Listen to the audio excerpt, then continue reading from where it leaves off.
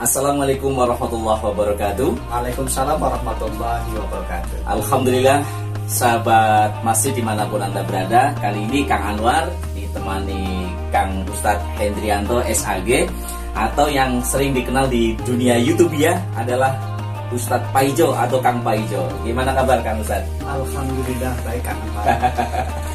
Masya Allah.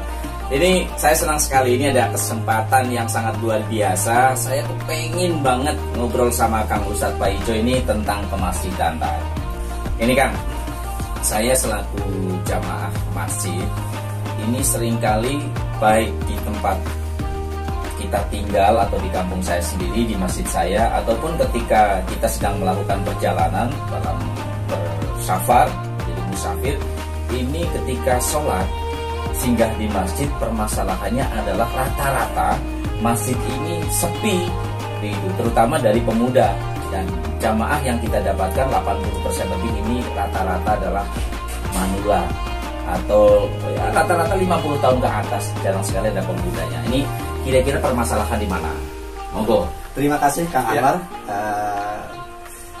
Kali ini agak spesial di konten keluarga Jenaka Ngapak. Kita menampilkan podcast bersama sesama aktivis jamaah masjid, dan juga dia juga punya lembaga-lembaga sosial yang dinaunginya. Kebetulan kita mau sharing saja. Siap. Saya tidak ingin berceramah atau tausiah, tetapi hanya sharing saja. Oke. Bicara tentang pemberdayaan masjid berarti ke arahnya kan. Siap. Lagi-lagi pasti kita bicara data Kang Anwar. Ya, nah, okay. Survei membuktikan bahwa memang betul apa yang disampaikan Kang Anwar, 80% itu memang kebanyakan masjid yang ada di lingkungan kita jamaahnya adalah orang tua. Satu, biasanya orang yang pensiun, ya kan? Sepakat kan? Ya, terus. Nah, yang kedua, orang yang tidak banyak punya pekerjaan. Masuk bahasa negatifnya nganggur. Iya. Terus bisa nganggur, bisa juga karena sudah usia lanjut, kan, seperti itu. Terus. Dan yang ketiga, ini orang yang banyak masalah. Sepakat kan? Sepakat. Nah, ternyata memang dari tiga masalah ini membuat saya sebagai ketua takmir masjid kepengen berinovasi bagaimana masjid itu ramai, dalam arti bukan ramai orangnya saja, tetapi di dalamnya banyak sumber daya manusia yang bisa diberdayakan di lingkungan masjid kita masing-masing. Kayak gitu. Oke. Terus? Nah, sebagai tindak lanjut, masjid, karena masjid itu identik dengan orang tua, kami di takmir masjid itu mencoba membangun generasi anak muda Kang Anwar. Pemuda-pemuda. Iya. Kami gandeng dari beberapa komunitas termasuk Ikatan Remaja Masjid, bagaimana membuat masjid ini setidaknya jamaahnya banyak, tetapi lebih ke arah bagaimana membangun jamaah itu lebih sejahtera. Sejahtera. Iya. Oke. Nah, untuk itu, untuk mengatasi permasalahan seperti ini, ada seorang fisiolog yang mengatakan begini, kalau nggak salah itu Dr. Zakia Darojat mengatakan seperti ini Kang Anwar. Siap. Masa remaja adalah masa meniti jembatan goyang. Kalau kita tidak hati-hati, pasti ada dua opsi, bisa selamat, bisa jatuh. Nah, kita harapannya bagaimana membangun masa anak remaja ini biar tidak jatuhkan. Nah, salah satunya adalah kita mencoba menginovasi bagaimana pemberdayaan masjid ini maksimal bersama dengan anak muda. Betul. Karena anak muda lebih ke arah kayak gini. Biasanya Kang Anwar sama Kang Paijo ini kadang-kadang kan sering jalan bareng-bareng tuh. Betul, iya. Kadang-kadang melihat anak-anak di jalan lagi banyak pada kongko-kongko, ada yang berhalwat malah pacaran kayak gitu. Iya. Dan ini kan jauh dari perilaku Islami, kan kayak gitu. Yang kedua, anak remaja sekarang juga lebih jauh berpikiran yang Islami. Perilaku Islami tidak, berpendidikan secara Islami juga tidak. Makanya kita mencoba menginovasi di masjid yang kami kelola ini, bagaimana membangun anak muda ini, anak muda yang berprestasi. Nah, ini permasalahan besar ini juga Kang. memang kalau pemuda tidak kita program untuk kebaikan, tidak kita program dengan program-program yang positif, tentu pemuda ini pasti akan diprogram dengan hal-hal yang negatif. Nah, termasuk saya sendiri nih, semangat dalam mengurus masjid, tapi kendalanya memang masih di pemuda.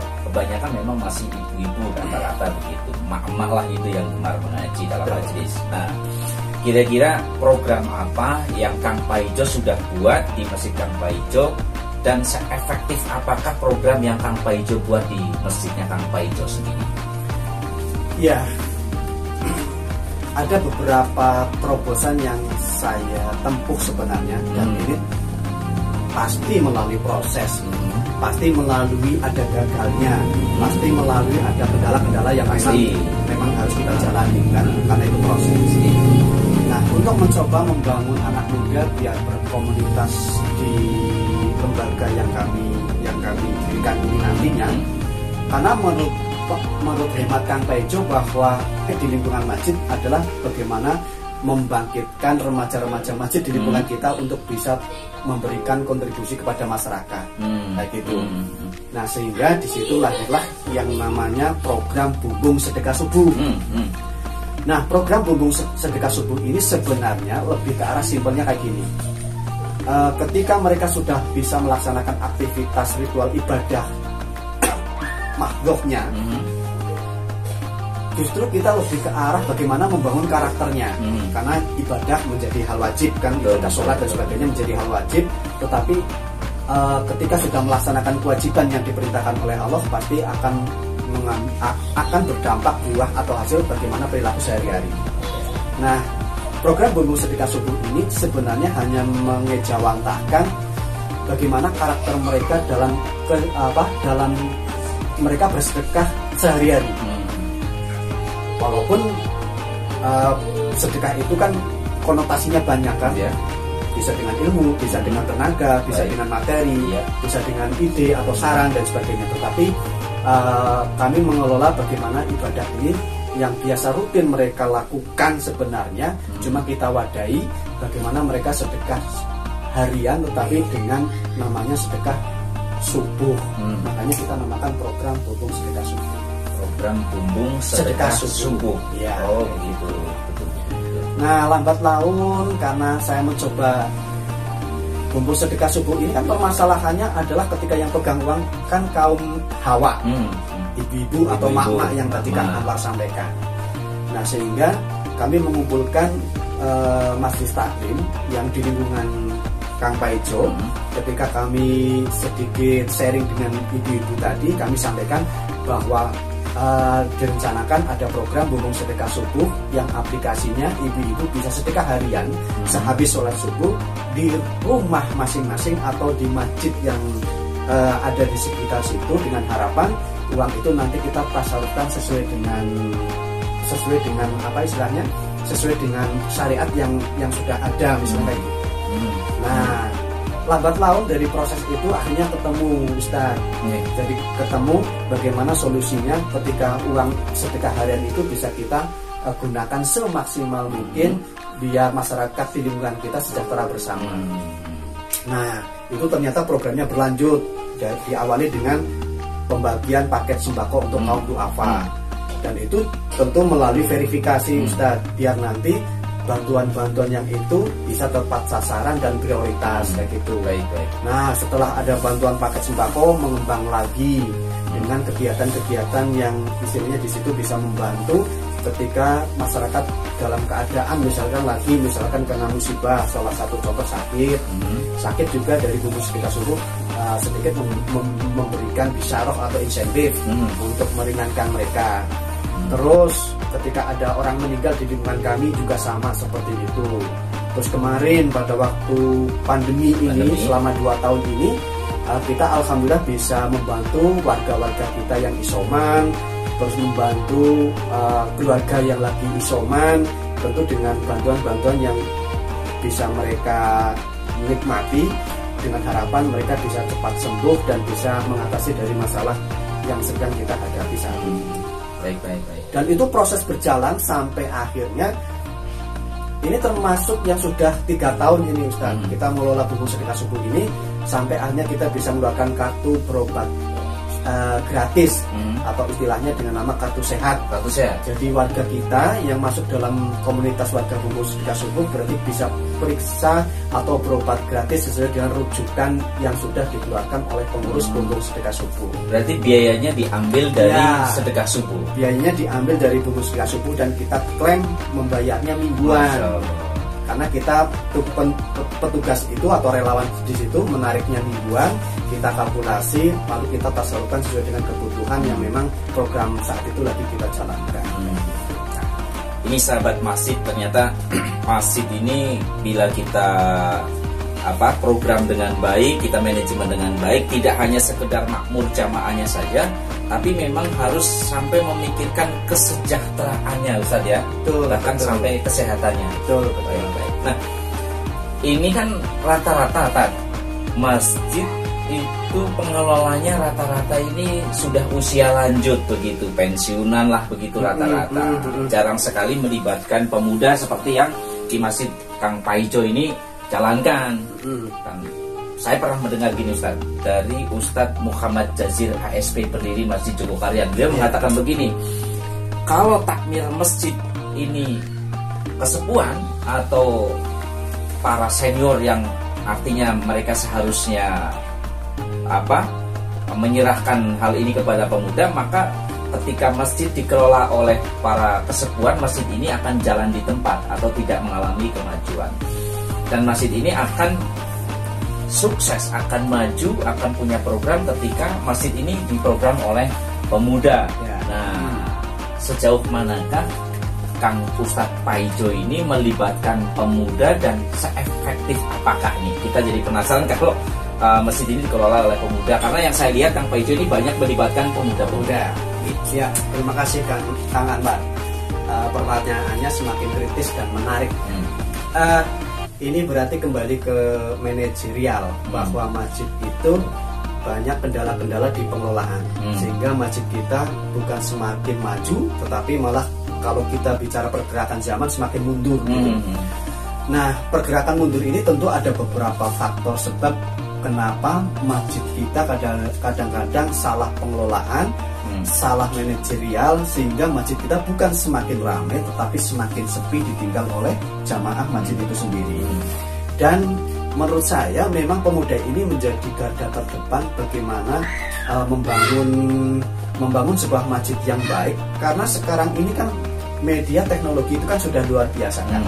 Nah, kita tidak bisa lari dari namanya media teknologi, tetapi ketika media ini tidak dipakai, artinya kita tidak mencoba memfasilitasi, karena media ini kan sudah menjadi aksesoris kita sehari-hari. Apa-apa pasti butuh teknologi. Nah, betul. Teknologi inilah yang kami harapkan pemuda ini yang bisa mengelola dengan baik, sehingga nanti bisa setidaknya bisa menyeimbangkan media-media yang konotasinya negatif, kita melahirkan media-media yang positif. Ini yang perlu kita bangun bersama-sama. Nah, yang kedua, bicara tentang media ini kan bisa menjadi pembunuh, tapi bisa menjadi penyelamat. Kan kayak gitu. Betul. Makanya media ini ketika dipegang oleh orang-orang yang artinya di situ berperilaku Islami, akhlaknya Islami, insya Allah media itu pasti akan digunakan yang banyak membuat kemaslahatan banyak orang. Baik, sepakat. Terus yang ketiga adalah media ini kayak semacam kendaraan yang luar biasa, kecepatannya ini cepat sampai kemanapun gitu, seolah-olah kayak cahaya kilat gitu. Betul. Beda dengan istilahnya kita memberitakan dengan cara yang masih sederhana atau manual, ya. Masih dengan surat kayak gitu. Itu kan pasti penerimaannya juga, penerima si surat itu juga terbatas, informasinya juga terbatas. Tapi dengan media itu harapannya nanti bisa orang semuanya bisa melihat dengan teknologi itu. Mengapa kita cenderung media itu kita tampilkan sebagai aksesoris di masjid dimanapun, harapan saya begitu. Termasuk di lingkungan Kang Paijo, masjid juga sudah kami pasangi wifi, Ustaz. Ada wifi-nya? Ada wifi-nya. Ada 2 masjid yang di lingkungan yang terdekat sudah kami pasang wifi dengan harapan anak-anak muda ini kan biasanya gemar berteknologi tuh. Pasti betul. kan butuh yang namanya jaringan internet dan sebagainya. Nah, harapan saya dengan adanya wifi berarti anak-anak senang di masjid, dan harapan saya internet yang sudah disediakan oleh pengurus masjid digunakan sebaik mungkin untuk kemaslahatan anak-anak dan juga kemaslahatan orang tua. Ini yang terpenting itu. Nah, yang selanjutnya ini bicara tentang manajerial ini, kita sebagai generasi yang sudah di atas hampir dewasa, lebih dewasa mungkin. Ini memang kita mengamati bahwa manajerial masjid ini masih bersifat pengelolaannya sangat sederhana, Ustaz. Jadi pengurusnya, ketua takmirnya juga visi misinya sangat sederhana. Terus di situ juga tidak ada program yang menarik, tidak ada pengelolaan yang otoritas, sehingga masjid itu berjalan dengan berjalan dengan hal yang biasa, tidak istimewa. Betul. Dan ini sebagai generasi penerus, Kang Paijo, Kang Anton juga harus bisa memberikan kontribusi lebih bagaimana masjid ini bisa lebih bisa lebih difungsikan sebagaimana masjid di zaman Rasulullah Shallallahu Alaihi Wasallam. Oke, baik. Ini Kang, saya tertarik soal masjid dipasang wifi. Ini lagi keren juga nih. Bahkan di Masjid Jogokaryan, Yogyakarta, termasuk di Masjid Muslim United ini dipasang dengan kecepatan 100 Mbps. Masya Allah, keren kan? Nah, ini cuman sebagian takmir atau sebagian tokoh masyarakat, tokoh agama, jamaah ada yang mempermasalahkan dengan pemasangan wifi ini. Kalau saya sebagai pemuda masjid tentu sepakat nih, karena hari ini siapa sih yang nggak butuh kuota gitu toh. Nah, saya sepakat ketika masjid dipasang wifi akan menjadi remaja-remaja pemuda ini tertarik lebih mendekat ke masjid. Cuman permasalahannya kami banyak yang kontra dengan pemasangan wifi karena berpendapat nanti kalau masjid dipasang wifi nanti anak-anak buka yang negatif, konten-konten porno begitu. Ini gimana cara mengatasi pertanyaan seperti ini? Ya, biasanya hal yang baru pasti akan berdampak, baik yang pro dan maupun yang kontra kan seperti itu pasti. Apalagi ini perkembangan teknologi yang mungkin secara kontrol sosialnya lebih sulit kayak gitu. Tetapi sebagai pengurus masjid tentu harus bisa berpikiran selalu positif, husnudon terus sama Maha Pencipta tentunya. Betul. Kalau niat baik, insya Allah hasilnya baik. Kalau menurut saya gini, jadi kalau niatnya sudah baik, insya Allah hasilnya baik, kan kayak gitu. Tidak mungkin orang niat baik hasilnya jelek, kan kayak gitu. Jadi ini yang perlu kita pahami, luruskan bersama-sama, karena ini yang termasuk kegagalan.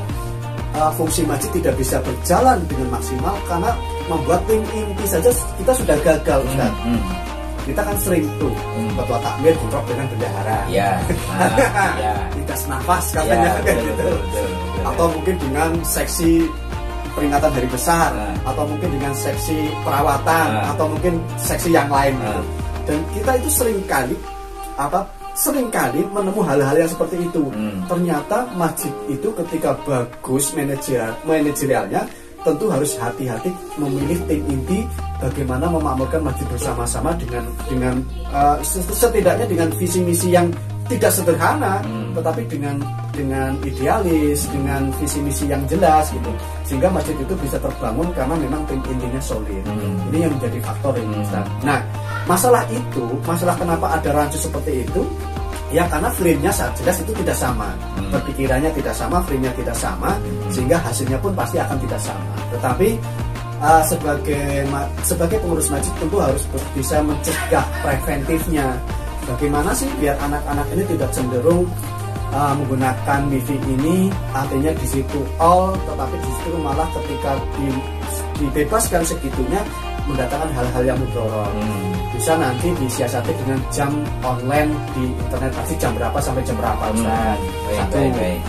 Ada penentuan jamnya. Jam. Yang kedua mungkin setidaknya gitu, kalau itu menjadi sebuah kebutuhan yang pasti untuk anak-anak dan pemakainya itu juga sudah sudah menjadi sebuah komunitas, ya untuk menghindari hal-hal yang tidak baik mungkin sekali-kali tidak apa-apa kita ganti password kayak gitu. Karena dengan ganti password itu orang yang niatnya tidak baik suatu saat pasti akan kesulitan karena ganti passwordnya itu. Betul.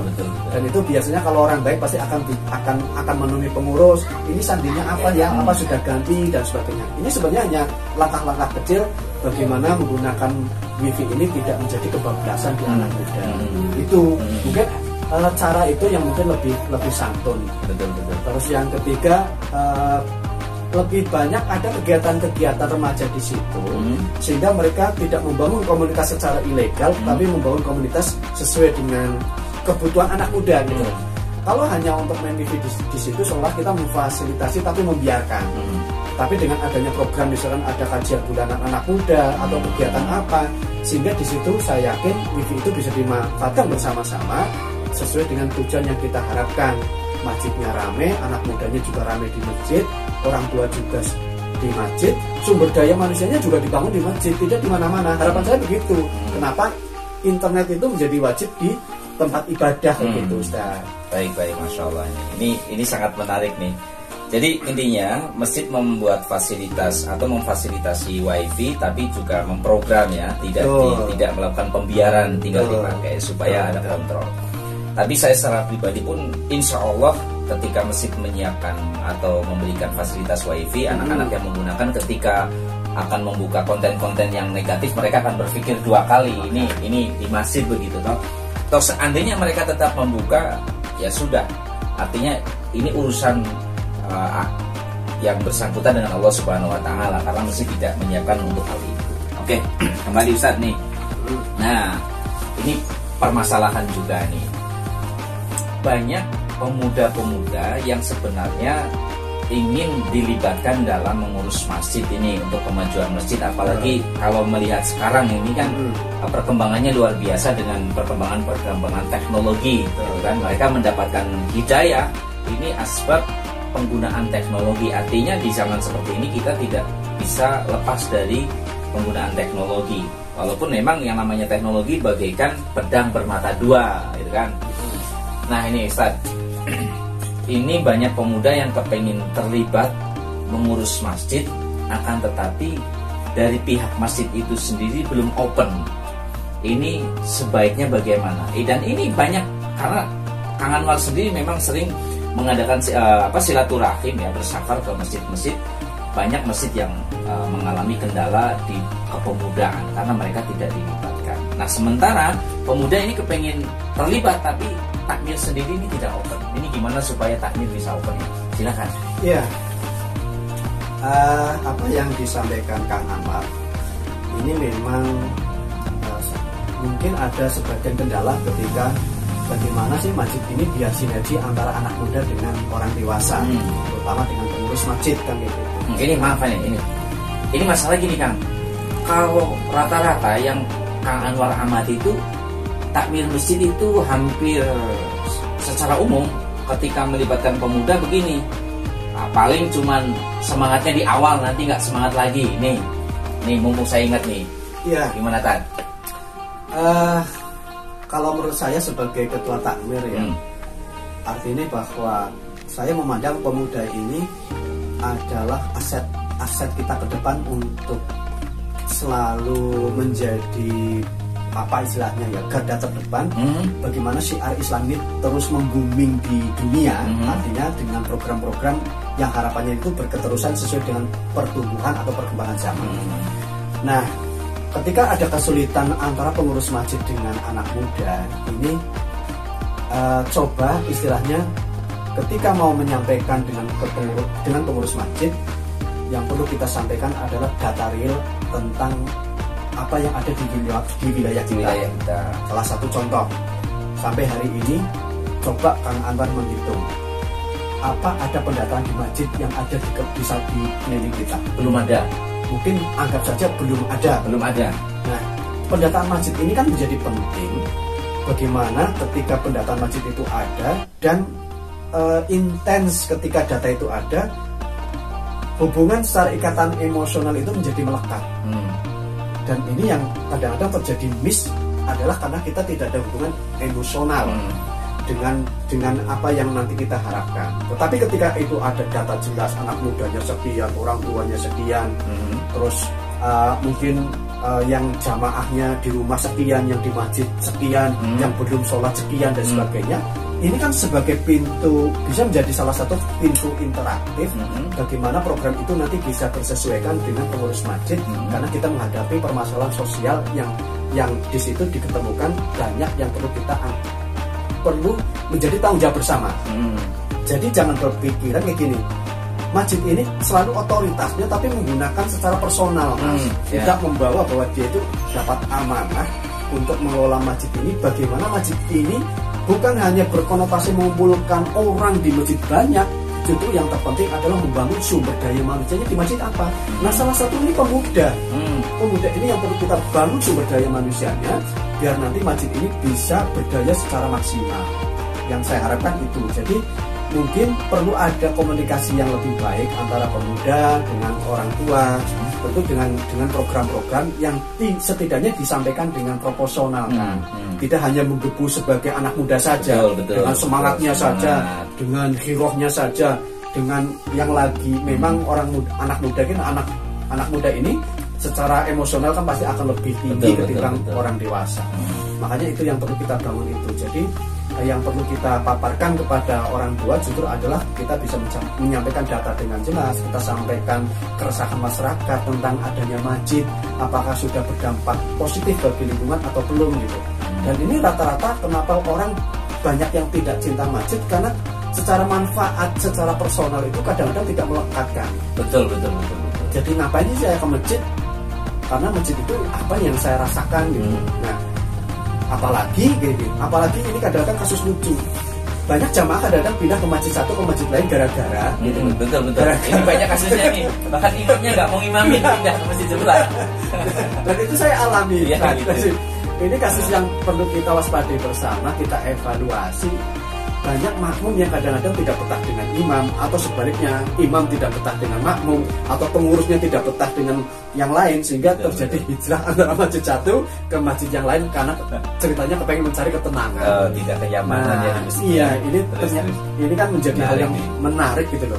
Iya ya, kenapa masjid ini ternyata tidak segampang yang kita bayangkan. Mestinya kan ketika kita masuk ke masjid menjadi tenang, tapi ada yang lari dari ke masjid yang satu ke yang lain karena di sana katanya masjidnya tidak membawa ketenangan. Dan ini menjadi penyakit yang harus kita berantas bersama-sama. Itu yang menjadi prinsip. Iya. Ini semakin menarik nih. Nah, terkait dengan program-program yang Kang Pak Ijo sampaikan ini kan, setiap program pasti butuh pendanaan ini, Kang. Betul. Nah, menurut pengamatan Kang Anwar, ini masjid sekarang terkait dengan program, jadi masjid ini nabung dulu nih. Nah, punya banyak duit, infaknya dikumpulin. Kalau saya bilang kayak pegawai bank, suka ngumpulin duit ini, ditabung dulu. Setelah banyak, baru buat program. Dan programnya biasanya sih kalau Kang Anwar amati, tidak jauh dari pembangunan fisik begitu, bukan SDM yang dibangun. Jadi duitnya kumpulin, setelah banyak buat program, paling juga programnya hanya sebatas fisik saja. Nah, ini gimana kalau menurut Kang Pak Ijo? Ya, ini pertanyaan semakin sangat membantu Kang Pak Ijo untuk mencoba menjembatani bagaimana masjid ini bisa berfungsi sebagaimana mestinya, dan harapan kita secara umum bagaimana masjid ini berfungsi ketika di zamannya Rasulullah. Dan ini menjadi PR bersama. Tetapi yang menjadi pemicu dari pertanyaan Kang Anwar ini, memang banyak masjid-masjid yang membuat program setelah ada uang. Ketika dikumpulin ada uang, baru dikumpulkan pengurus, ini ada uang sekian, mau bangun apa nih, mau bikin program apa nih, gitu. Jarang sekali mereka itu mempunyai ide atau inovasi bagaimana membuat ide dulu baru datang uang kemudian. Berarti program dulu, nanti baru cari sumber donasi, donatur begitu. Nah, menurut saya ini ada beberapa celah kemudahan bagaimana kita membuat dana itu gampang sekali orang empati. Satu, bahwa justru yang ingin kita bersama di pagi hari ini, coba dengan teknologi itu kita manfaatkan. Kembali ke teknologi ya, berarti kembali ya. Ke teknologi lagi. Satu, misalkan kita bangun di situ ada namanya grup warga jamaah masjid misalkan Nurul Huda.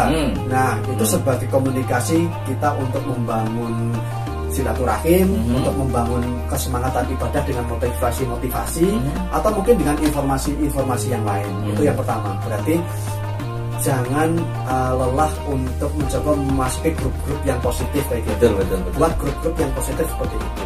Berarti kan di situ ada grup warga jamaah, terus ada grup khusus untuk pengurus ada sendiri kayak gitu. Nah, terus bila mana memungkinkan, coba membangun grup-grup untuk putra daerah yang berasal dari lingkungan itu untuk dibuat grup, dalam artian ketika kita punya program nanti bisa disampaikan kepada putra daerah yang pengen tetap bersubsidi dengan daerahnya masing-masing untuk membangun fisiknya, untuk membangun mentalnya, bisa menggunakan grup yang ada yang sudah disediakan oleh pengurus. Jadi pengurus ini jangan pelit untuk membuat grup, Mas. Grup apapun kalau banyak dan itu efektif silakan dibuat. Sepakat. Sesuai dengan kebutuhan tentunya. Itu yang menurut saya yang saya amati, saya membuat kemudahan program itu dari itu. Jadi program apapun ketika saya rintis banyak suksesnya karena kita itu banyak celah bagaimana mendatangkan informasi kepada mereka bahwa kita punya program, kita ajukan tentu dengan proposal, dengan kegiatan, terus dengan update apa yang sudah kita ada gitu, sehingga responsif mereka akan lebih tinggi. Dan ini banyak yang tidak menyadari bahwa salah satu membangun masjid dengan banyak kegiatan, dengan banyak manfaat, ternyata dengan cara seperti itu ternyata menurut saya itu lebih efektif. Banyak masjid yang belum tersentuh menggunakan teori-teori seperti itu. Jadi betul sekali, ini sangat efektif kalau menggunakan media di WhatsApp group ya. Betul. Kembali ini pasti penggunaan teknologi. Yang paham teknologi ini mohon maaf ini para senior, kembali pemuda harus diakui itu. Betul. Kalau orang tua mah bisanya cuman SMS saja. telepon. Udah itu ya, suruh bikin email, ini email makanan apa gitu ya. Masya Allah, ini saya sepakat ini kalau pemuda harus kita libatkan ya. Bung Karno juga mengatakan, berilah aku 10 pemuda akan aku goncang ini dunia. Masya Allah ini. Kamu Ustaz, ini saya masih betah banget kalau soal ngomong masjid. Tapi ini karena waktunya sudah agak siang, kita aktivitas yang lain kita closing. Tapi ini harus dilanjutin lagi nih. Silakan. Harus dilanjutin, besok-besok kita luangkan waktu duduk ngopi bersama, dan walaupun ini belum ada kopinya nih. Oke, saya pengen Kang Paijo memberikan kesimpulan terkait dengan kemasjidan dan bagaimana supaya masjid dikembalikan fungsi masjidnya sebagaimana fungsi masjid di zaman Nabi Shallallahu Alaihi Wasallam. Jadi masjid bukan cuma berfungsi sebagai sholat jamaah saja, Ustaz, tapi masjid berfungsi sebagai tempat pelayanan masyarakat, masjid tempat pengaduan masyarakat, kemudian masjid sebagai tempat taman edukasi, advokasi, tempat kesehatan, dan informasi. Pokoknya apapun masalah masyarakat tumplek blek di masjid. Ini gimana? Silakan kasih garis besarnya. Ya, dari obrolan pagi hari ini bersama Kang Anwar, saya hanya satu saja pesan, bahwa cobalah kita ketika sudah masuk di kepengurusan masjid atau menjadi ruang lingkup jamaah di masjid, usahakan masjid ini dikelola jangan menggunakan sisa waktu. Jangan menggunakan sisa waktu. Oke, ini pandes nih. Masjid ini perlu perawatan waktu dari hari ke hari, kan kayak gitu. Masjid pun perlu dirawat, baik secara fisik, baik secara isinya, terus bagaimana secara manfaatnya. Dan ini pesan saya cuma itu, masjid itu jangan dikelola dengan sisa waktu. Dan sampai hari ini mereka menggunakan hanya sisa waktu. Nek ana lebihan waktu. Iya. Mungkin itu saja Ustaz. Jadi saya tidak ingin berpolemik dengan teori yang muluk-muluk, tetapi mungkin itu yang menjadi bahan kita perenungan. Terus tentu dengan kepengurusan membuat tim yang solid, terus ada marbot yang memang solid, yang termasuk tim itu berarti kan ada relawan di belakang, ada komunitas di belakang, ada lembaga-lembaga kemitraan yang bisa kita gandeng bersama. Irmas ini kan menjadi lembaga kemitraan masjid, Kang. Dan selama ini masjid itu seolah belum butuh sekali tentang keberadaan Irmas. Padahal Irmas ini justru ada lembaga mitra kita. Mungkin itu kan obrolan siang hari ini atau pagi hari ini. Siap ya. Ini kita sebenarnya masih sangat betah banget nih kalau ngobrol sama Kang Pak Ijo ini. Saya lagi apa ini? Lagi mood ya. Iya. Tapi ini hari Jumat, jadi sebentar lagi kita mau Jumatan, sudah pukul 11.00 dan insya Allah kita akan ngobrol tentang kemasjidan agar betul-betul terwujud bagaimana masjid kita ini makmur sebagaimana makmurnya Masjid Nabawi. Dan insya Allah bila masjid ini makmur, Allah akan turunkan keberkahan yang bercurah-curah di kampung tersebut. Demikian saya Kang Anwar dan saya Hendrianto atau Kang Paijo dari Teras Hijrah untuk Anda, dan wassalamualaikum warahmatullahi wabarakatuh.